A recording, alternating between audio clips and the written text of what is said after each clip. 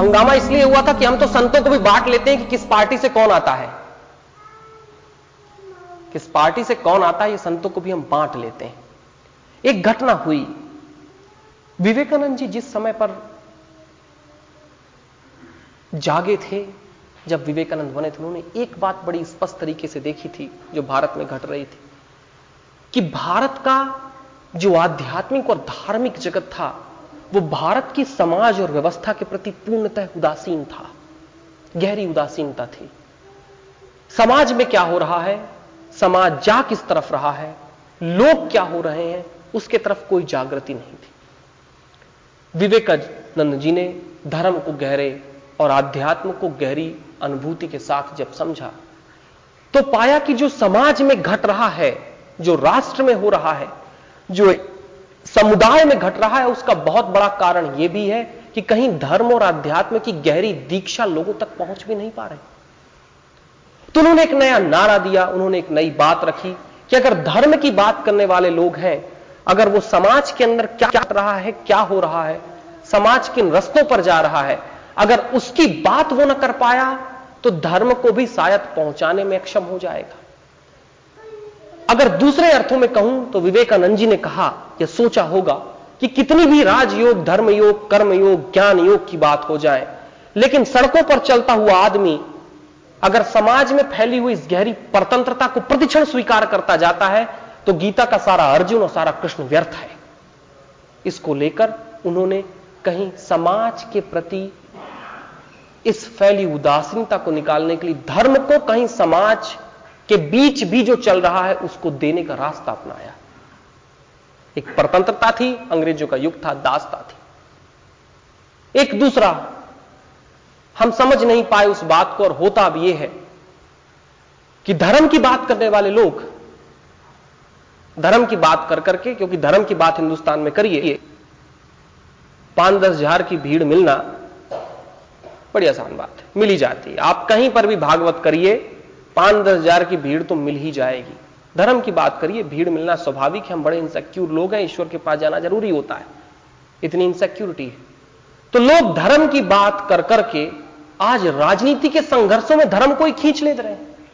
कि धर्म की बात कर रहे हैं, धर्म की गद्दी से, और जब मौका मिलता है राजनीति के गलियारों में, चौराहों पर पहुंचकर राजनीति की गहरी पिपाशा करने लगते हैं।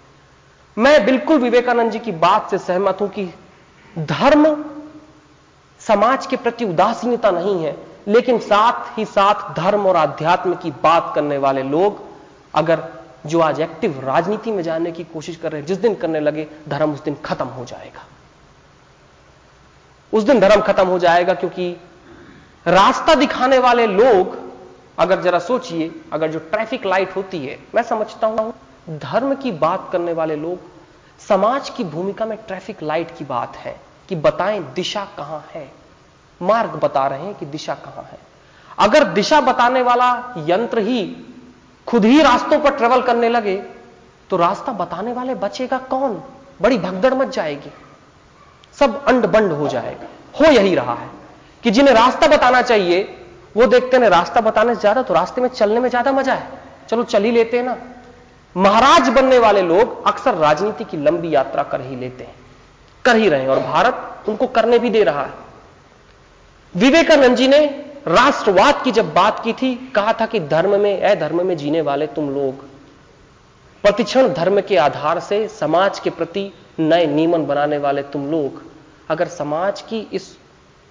इस उदासीनता में अगर जीवन बिताकर लेके गए तो धर्म भी शून्य है। तो जरा जागो, जागो, देखो कि तुम जो धर्म से पा रहे हो क्या समाज में उसके प्रति कोई काम कर पा रहे हो कि नहीं। हुआ उल्टा ये कि बीते 10, 15, 20 सालों में धर्म की बात करने वाले लोग, गीता बांचने वाले लोग मुख्यमंत्री बन गए, गीता छूट गई, मुख्यमंत्रित्व आ गया। धर्म की बात करने वाले लोग अक्सर राजनीति के चौराहों पर ऐसी अच्छी अच्छी बात करते हैं कि लगता है कि राजनीति वाले धर्म में आ जाए ज्यादा बेहतर होगा और धर्म वाले राजनीति में चले जाए ज्यादा बेहतर होगा। यह दूसरा दुर्भाग्य हुआ विवेकानंद जी को न समझ पाने का कि समाज में फैली हुई उदासीनता के प्रति हमारा एक चैतन्य होने से ज्यादा लोगों ने धर्म की बात करते करते राजनीति कर ली, और इससे हुआ यह कि राजनीति करने वाले लोगों ने धर्म के प्रति वो सवाल खड़े कर दिए कि इनके पास जवाब देना ही मुश्किल हो गया। धर्म को जो काम द्रौपदी के साथ कहीं उस कौरवों के हाल में हुआ था, आज राजनीति के मैदान में वही काम धर्म के लोगों के साथ होता है।